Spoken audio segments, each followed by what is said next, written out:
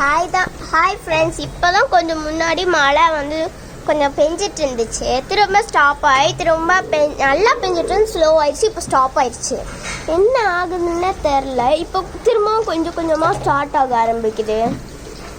இப்போ அங்கே கை காமிச்சு பார்க்குறேன். ஆனால் ஒரு துளி கூட என் கை மேலே விழ மாட்டேங்குது ஃப்ரெண்ட்ஸ்.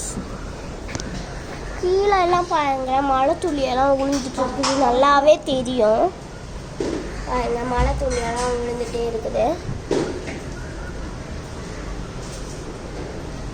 ஓகேங்களா ஃப்ரெண்ட்ஸ், மழை துளியெல்லாம் எப்படி விழுந்துட்டு இருக்குதுன்ட்டு பாருங்க ஃப்ரெண்ட்ஸ். மேகங்களை அங்கே பாருங்க, அழகாக எல்லாமே ஜாலியாக டான்ஸ் ஆடி ஆட்டம் பாட்டம் போட்டுட்டு இருந்ததுங்க எல்லா மரமங்கள்லையுமே.